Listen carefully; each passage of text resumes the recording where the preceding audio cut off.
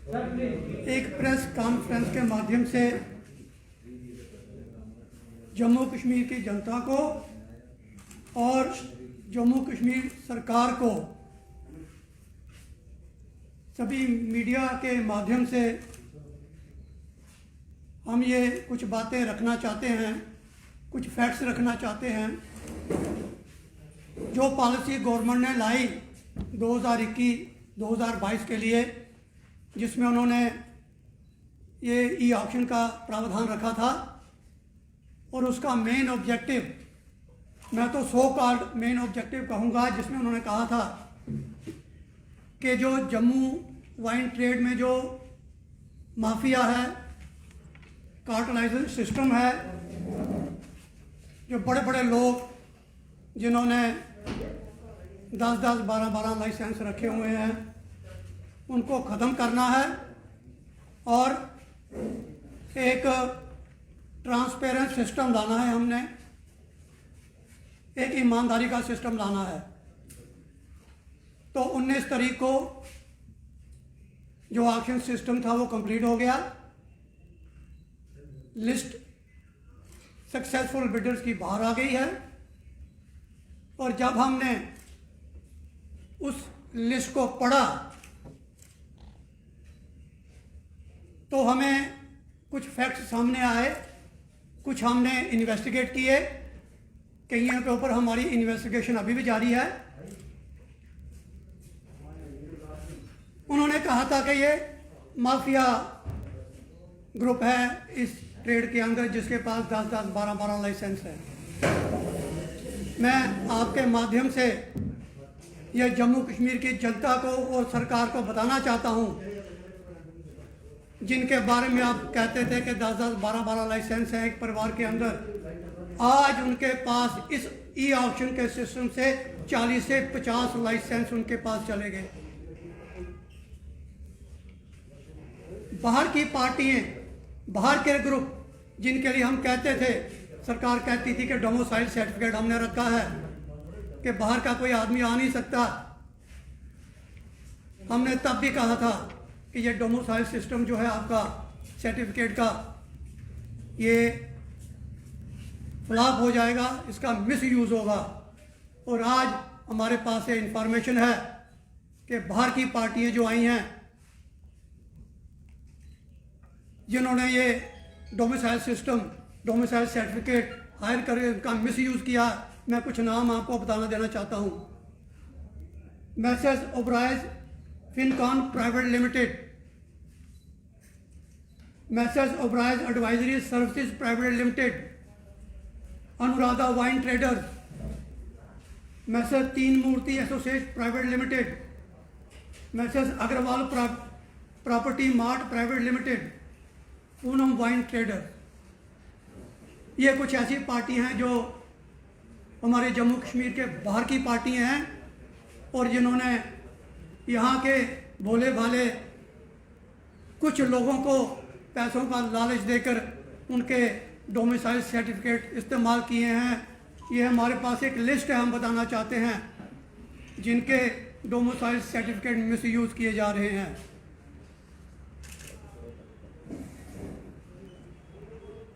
Government कहती थी कि इसमें हमने ट्रांसपेरेंसी लानी है। मैं आज सरकार को, फाइनेंशियल सेक्रेटरी साहब को, गवर्नर साहब को, एक्साइज कमिश्नर्स को मैं ये पूछना चाहता हूँ कि बाहर के लोग सैनिक कॉलोनी में एक बिल्डिंग हायर करके बाहर से प्रोफेशनल्स जो बिडिंग करते हैं, प्रोफेशनल सॉफ्टवेयर इंजीनियर्स को बुला के, उनको बिठा के, उनको हायर करके, एक एक दुकान के ऊपर 6-6 प्रोफेशनल बिठा के वो बिडिंग कर रहे थे। और अगर आप देखें तो लास्ट बिडिंग का जो लास्ट टाइम था 5 मिनट का, उसके अंदर वो जो 6-6 लोग एक आईडी के ऊपर एक जगह बैठ के एक दुकान के ऊपर, एक वेंड के ऊपर बिड दे रहे थे। लोकल जो हमारे लोग थे वो उसमें कहीं स्टैंड ही नहीं कर पाए। मैं आपके माध्यम से यह बताना चाहता हूं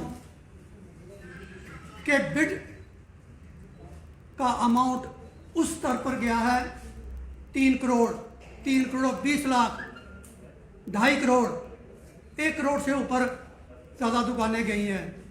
जिस दुकान का प्रॉफिट पूरे साल का 20-25 लाख था, उसकी बिड जो गई है 1 करोड़ 22 लाख 75 हज़ार तक बिड गई है। ये पैसा कहाँ से पूरा करेंगे वो लोग? आज गवर्नमेंट कह रही है कि हमको 140 करोड़ मिला है, 14% बड़ा है ये। मैं ये आपके माध्यम से कहना चाहता हूँ कि जो 140 करोड़ का राग जो अलाप रहे हैं हमारे सरकार, ये एक्साइज टैक्स का एक कंपोनेंट है, यह लाइसेंस फीस है। इसके अलावा एडिशनल असेसमेंट है, असेसमेंट फीस है, एडिशनल लाइसेंस फीस है, राउंडिंग फीस है, एक्साइज फी है। इसके अलावा इंपोर्ट एक्सपोर्ट फीस वगैरह लगा के बहुत बड़ा कंपोनेंट बनता है।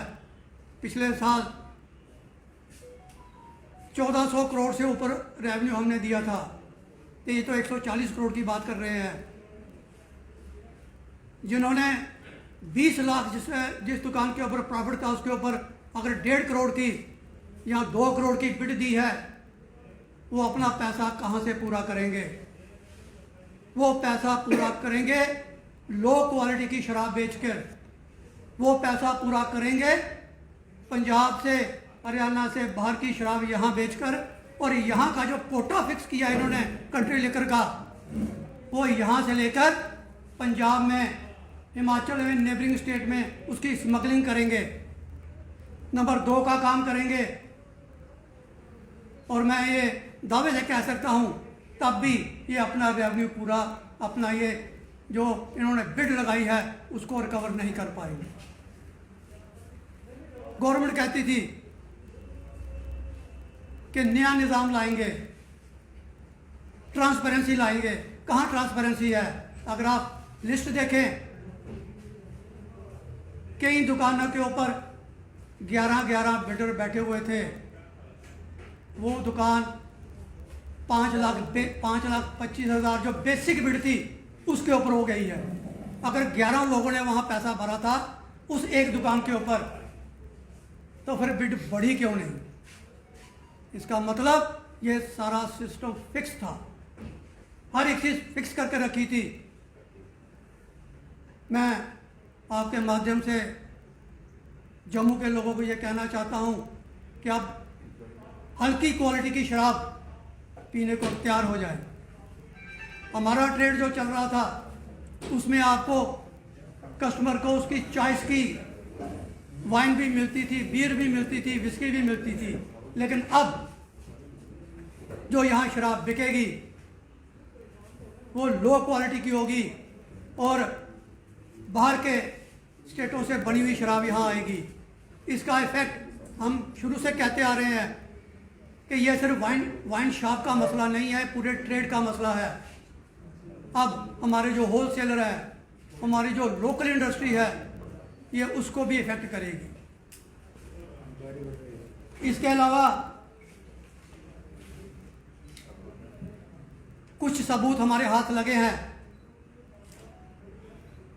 जिन्होंने पिछले 5 साल अपनी इनकम टैक्स रिटर्न ही नहीं भरी हुई है, उनके नाम की बिड भी लगी हुई है। 1 करोड़ की, 92 लाख की, 90 लाख की। आने वाले दिनों में आप देखेंगे यहाँ CBI भी इन्वेस्टिगेशन करेगी और बाहर की जो एजेंसीज हैं, ED है, इनकम टैक्स है, ये सभी इन्वेस्टिगेशन में आएंगे और बहुत बड़ा स्कैंडल बाहर आने वाला है। हम शुरू से कह रहे हैं कि इस ऑक्शन पॉलिसी के पीछे बहुत बड़ी डील हुई है और उस डील में सरकार के कुछ लोग शामिल हैं। ये स्कैंडल बाहर आएगा, बहुत जल्द बाहर आएगा। इस प्रेस कॉन्फ्रेंस के बाद हम एक और प्रेस कॉन्फ्रेंस करने जाएंगे जिसमें ये सारे सबूत आपके सामने लाएंगे क्योंकि एक हफ्ते के अंदर अंदर ये सारा पैसा जमा होना है। कुछ लोग भागे हैं, हमें पता चला है, जैसे कठुआ की 3 करोड़ की जो बिड हुई है, 1.5 करोड़ की बिड हुई है, 1,74,00,000 की बिड हुई है, वो बैकआउट कर रहे हैं। क्यों? कि उस दुकान का प्रॉपर्टी 30 लाख था, तो 3 करोड़ 3.5 करोड़ रुपया वो कहाँ से कवर करेंगे? ये सारा सिस्टम आपके सामने फेल होगा और बहुत बड़ा स्कैंडल बाहर आने वाला है। मैं ये गवर्नमेंट के जो लोग हैं इस सिस्टम में जो इन्वॉल्व हैं, मैं आज उनको चेतावनी दे रहा हूँ इस प्रेस कॉन्फ्रेंस के माध्यम से कि बहुत जल्द आपके चेहरे बेनकाब होंगे और जो जो लोग इस डील में शामिल हैं वो सबके सामने उनके नाम भी आएंगे और इन्वेस्टिगेशन भी होगी। बहुत जल्द आपके सामने हम बहुत से सबूत रखने वाले हैं। जैसा कि अभी अभी दिग्विजय साहब ने ये कहा, एक चीज़ मैं आपको बताना चाहता हूँ कि गवर्नमेंट ने के पास जब भी हमने अप्रोच करी तो गवर्नमेंट के जो ऑफिसर थे या जो भी लोग थे, एक ही बात बोलते थे कि हम पैरिटी लाएंगे और हम मोनोपोली सिस्टम को ख़त्म करेंगे। और हमने उनको एक बात कही थी कि मोनोपोली कहीं पे भी नहीं है। अगर एक आदमी के पास लाइसेंस है, अगर उसकी फैमिली में 6 लोग हैं तो वो 6 लाइसेंस रख सकता है। आज भी आपने वही बात की। आप कहते हो जी हमें रेवेन्यू आया, ठीक है, आपने रेवेन्यू जो लिया ये आपको आने वाले चंद दिनों में पता चल जाएगा। देखें, आज पहले ये कहते थे जी कार्टलाइजेशन है, आज कार्टलाइजेशन है। हम कहते थे उन दिनों मोनोपोली नहीं थी, आज मोनोपोली है। आज 5 ग्रुप जो हैं वो इसको कंट्रोल कर रहे हैं और हम गवर्नमेंट के आगे गुहार फिर लगाते हैं कि भाई साहब जो भी इसमें शामिल हैं, प्राया मेहरबानी आप इस सिस्टम को चेक कीजिए, कहाँ कहाँ पे क्या क्या हुआ आपको पता है। आप इस देखें, जैसे कि अभी इन्होंने कहा कि सैनिक कॉलोनी छन्नी में कहीं कहीं पे इनके कंट्रोल रूम बने थे जहाँ प्रोफेशनल लोग जो है स्पेशली जिनको बिड लगाने के लिए रखा जाता है वो लोग लाए थे। आप बताओ हमारे लोग कैसे बिड कर सकते थे? उनको सिस्टम का ही नहीं पता था। 2 दिन की वर्कशॉप इन्होंने लगाई लेकिन वहाँ भी ये अपनी बात पूरी तरीके से लोगों को बता नहीं पाए कि इसका सिस्टम क्या है। और एक चीज़ इन्होंने कहा था कि जो पैसा डालेगा वही देखेगा कि मेरा H1 कौन है या मैं H1 हूँ। लेकिन वहाँ क्या हुआ कि आपने सिर्फ नाम रजिस्टर करना है, कोई पैसा नहीं डालना, आपको पूरा सारा सिस्टम नज़र आएगा कि आपने कहाँ पे, कठुआ पे क्या है, पुंछ में क्या है। तो फिर अपने हिसाब से उसको उन्होंने पूरे तरीके से रैकी करके उस सारे सिस्टम को हैक किया। तो मेरी ये गवर्नमेंट के आगे गुहार है कि ये जो सिस्टम आपने किया है इसमें बड़े सारे फ्लॉ हैं और ये आपको बड़ी जल्दी साबित होने वाला है, क्योंकि इस पे काफ़ी सारी एजेंसीज जो हैं वो इन्वेस्टिगेट करेंगी। और वाइन एसोसिएशन जो है, जैसा कि दिग्विजय साहब ने बताया कि ये इसके लिए पूरी तरीके से तैयार है, क्योंकि हमारी लोगों की रोटी रोजी गई और माफिया आपने क्रिएट कर दिया। पहले आप कहते थे कि माफिया नहीं है, माफिया नहीं लाना हमने, लेकिन आज तो माफिया साबित हो गया। आज तो बच्चे को पता है, आज तो हर बच्चा कह रहा है कि भाई ये 6 लोग काम करके, आज जिसके पास 4 लाइसेंस थे आज उसके पास 15 हैं, जिसके पास 10 थे उसके पास 25 है। और ये कैसे हो गए? आपके सामने सारी लिस्टें आएंगी, तब आपको पता चलेगा कि गवर्नमेंट ने क्या किया। ये कहीं ना कहीं ये शक के घेरे में नहीं, ये बिल्कुल साबित होने वाली बात है और बड़ी जल्दी साबित हो जाएगी।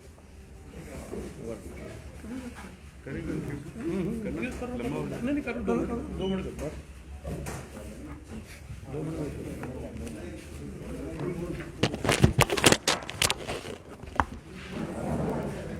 एक बार फिर से मैं आप लोगों का धन्यवाद करता हूं, जो आप लोगों ने हमारे लिए यहाँ पे समय निकाला। जैसे कि दिग्विजय जी ने बताया, चरणजीत जी ने आपके सामने पॉइंट्स रखे, तो कि आपने सब ने देखा जब हमारी एजिटेशन शुरू हुई यहाँ पे, और ब्यूरोक्रेसी कितनी हैवी है यहाँ पे हमारे ऊपर।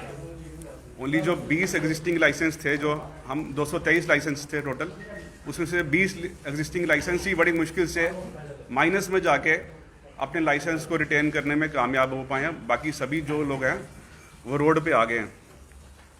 जो हमारा जो लाइसेंस सिस्टम था ये फिक्स्ड फीस लाइसेंस सिस्टम के अंडर था। जो गवर्नमेंट ने हमें प्रीवियस गवर्नमेंट ने जो हमें लाइसेंस इशू किए थे ये फिक्स फीस लाइसेंस के अंडर किए थे रिन्यूएबल बेसिस पे। इसमें इनको ऑक्शन पे रखने से पहले उनको पहले रूल्स में अमेंडमेंट करनी पड़ती थी, जो कि उन्होंने उसकी रूल की धज्जियाँ उड़ाते हुए उसको बरकरार करते हुए इसको ऑक्शन की भट्टी में झोंक दिया। उसके बाद हम लोगों ने एलजी साहब से बड़ी गुहार लगाई, बड़े बड़े माध्यम से हमने बीजेपी के लोकल लीडर्स को अप्रोच किया। हम अशोक कौल जी के पास गए, लोकल एमएलएस के पास गए, रविंदर रैना जी के पास गए, डॉक्टर दरख्शानंद राबी उनके को हमने अप्रोच किया। सभी ने यही बोला कि एलजी नहीं मानता है, एलजी जो है एलजी एडमेंट है। तो एलजी किससे इंस्पायर है? एलजी हिटलर से इंस्पायर है या नॉर्थ कोरिया में जो रूलर है किंग जॉन उससे इंस्पायर है? तो इसके बाद हमने डॉक्टर जितेंद्र सिंह जी को भी अप्रोच किया, चैम्बर प्रेसिडेंट अरुण गुप्ता जी के थ्रू, वेयर हाउस फेडरेशन के प्रेसिडेंट दीपक गुप्ता जी के थ्रू हमने उनको भी अप्रोच किया। दिल्ली में हमारी मीटिंग हुई। डॉक्टर साहब ने भी बोला कि जो भी पॉलिसी बनेगी पहले हमें दिखाई जाएगी, उसके बाद जो है सिस्टम में लाई जाएगी। उनके बार बार इंटरवीन करने के बावजूद भी जो लेफ्टिनेंट गवर्नर है उनको भी हम लोग मिले, लेकिन उन्होंने हमें टाइम दिया। मिलने के बाद हम लोग भी खुश हुए थे कि जब आर्टिकल 370 टूटा था, 35 से ख़त्म हुआ था, राम मंदिर का मुद्दा सॉल्व हुआ, हम लोगों ने भी खुशियाँ मनाई थी। इवन कि हम लोगों ने उसके लिए कंट्रीब्यूट भी किया। कितना जम्मू वालों ने करोड़ों रुपए के हिसाब से उसके लिए कंट्रीब्यूट किया। पर आज ये हालत हो गई है हमारी कि उस जब मंदिर बन के तैयार होगा तो हम उस मंदिर के बाहर बैठे हुए पाएंगे आप हम लोगों को, क्योंकि हमारे पास जो है कोई और रास्ता नहीं है बचा हुआ। और मोदी गवर्नमेंट जो है ये बिल्कुल फेल हो गई है, हमें फेल होते हुए दिख रही है। ये अटल बिहारी वाजपेयी की जो सरकार थी तो ये उसके जो उनके जो थे नतीजे उनके तरफ बिल्कुल भी नहीं चली, और क्योंकि अटल जी तो अटल थे। और आगे मैं आपको ये बताना चाहता हूँ कि जैसे हमने इनको बड़े ट्वीट्स भी किए, ट्वीट्स की कॉपीज़ भी हमारे पास है, जो कि इनके ट्विटर अकाउंट जो है आईएएस ऑफिसर्स जो है वो हैंडल करते हैं, वो इनका रिप्लाई करते हैं। बट हमें आज तक हमने पीएमओ से भी हमें कोई रिप्लाई नहीं आया हमें वापस। और ये इसका नतीजा जो है इनको आने वाले पार्लियामेंट्री इलेक्शन और जो लोकल एमएलएज की जो इलेक्शन होएगी उसमें इनको देखने को आगे मिलेगा। तो बाकी हमारे लोग जो हैं अप्रोच कर रहे हैं, रिक्वेस्ट कर रहे हैं ईडी को, सीबीआई को, अदर एजेंसीज को कि आप इस पर जो है जांच कीजिए कि ये जो मैक्सिमम लाइसेंस निकले हैं, जो आउट ऑफ द स्टेट जो हमारे जो निकले हैं, ये मैक्सिमम जो एक ऑफिस 2-3 ऑफिस में बैठ के जो काम हुआ है इसके आईपी एड्रेस को चेक किया जाए। ये जो लीज लाइन केबल इसमें यूज़ की गई है कि हम लोगों को जो बिड थी सिस्टम में वो दिखती नहीं थी, और लास्ट के जो 1 मिनट में कुछ सेकंड्स में सारा काम हो जाता था कि हम लोगों की जो बिड थी वो एक्सेप्ट नहीं होती थी, पर उन लोगों की जो बिड थी वो एक्सेप्ट हो जाती थी, क्योंकि उन्होंने 20-20 लैपटॉप लगा के ये काम किया। हमारा सिंगल लैपटॉप होता था और उनके 20-20 लोग इस पर प्रोफेशनल्स जो उन्होंने हायर किए वो थे। दिल्ली बम्बई की जो टीम आई हुई थी उस पर ऑटो बिडिंग के सॉफ्टवेयर यूज़ किया उन लोगों ने, जो कि हमारे लिए फर्स्ट टाइम एक्सपीरियंस था। ना ही हमें एक्साइज की वर्कशॉप में ये चीज़ें बताई गई थी। और लास्ट में जो है हम यही बोलना चाहते हैं कि पहले भी लोगों ने हमारे काफ़ी सारे इंटरव्यू आप लोगों के माध्यम से देखे, जो नीचे लिखते थे और वो बोलते थे कि हमें भी मौका दो, हमें भी मौका दो। तो आज ज़रूर जब ये आप हमारा वीडियो लाइव देख रहे होंगे तो उसमें ज़रूर अपना कमेंट करके बताना कि आप लोगों को मौका मिला। जिस तरह से आज हम लोग बाहर हुए हैं, पंजाब का ग्रुप, हरियाणा का ग्रुप, दिल्ली का ग्रुप जो इसमें एंटर हो गया हुआ है, तो हम जम्मू वालों को कहाँ पे मौका मिला? तो लोग क्यों इतना खुश हो रहे थे कि हम लोगों को मौका दो? आज बताएं कि आप लोगों को मौका मिला। मैं इतना ही कहना चाहता हूँ और आपका धन्यवाद करता हूँ। रणजीत जी, मेरा एक सवाल है आपके, ये जो ई ऑक्शनिंग हुई है जी जी, इसमें मैक्सिमम कहाँ के लोग हैं, उनकी क्या पीछे बैकग्राउंड है, थोड़ा सा उसके ऊपर आपने रोशनी अपनी डाली। नाम दे दिए एक्चुअली उसमें हमने नाम दिए हैं। मेन जो है इनके पीछे जो है रिमोट कंट्रोल जो है वो पीछे है, जो उनका कंट्रोल रूम है वो पीछे है। ये फटिशियस नाम जो हैं वो दिए गए हैं। हमारे पास ऐसे लोगों की भी सूची आई जिनके पास रहने के लिए बेचारों के पास घर नहीं है, और उनको एक लालच दे के उनका डोमिसाइल और वो किराए के मकान पे रहते हैं, तो आप ये समझ सकते हैं कि हमारे लोगों को आगे इस्तेमाल करके, जो हमें पहले ही आशंका थी तो हमने गवर्नमेंट को बताया था, लेकिन गवर्नमेंट ने हमारी एक बात नहीं सुनी। हमें दुख इस बात का है, हमें ये बात नहीं है कि ठीक है आपने कुछ सिस्टम लाया, लेकिन हमें दुख इस बात का है कि आपने हमारी बात तक नहीं सुनी। अगर आप बात ढंग से सुन लेते फिर आप इस सिस्टम को लाते। और ट्रांसपेरेंसी रही कहाँ? ये जो अभी ये वरुण जी ने बताया, इसके आईपी एड्रेस लाएं, आपको पता चल जाएगा कि ये कहाँ पे सिस्टम हैक हुआ और कहाँ पे ये प्रोफेशनल लोग बैठे थे और वो लोग काम कर रहे थे। वीडियो वायरल हुई हैं, बड़ी सारी चीज़ें आई हैं, लोगों ने देखी हैं। तो ऐसा नहीं है कि ये जो है ये 4-6 लोग जो हैं वो पीछे बैठे हैं और अपना काम कर रहे हैं। आपने स्पष्ट जवाब नहीं दे दिया। मैं कह रहा हूँ कि कोई जरूर इसके पीछे। इनके नाम मैंने दे दिए हैं। ये देखिए, Oberoi Fincon private limited, Oberoi advisory services private limited, Anuradha wine traders, Teen Murti association private limited, Agarwal property mart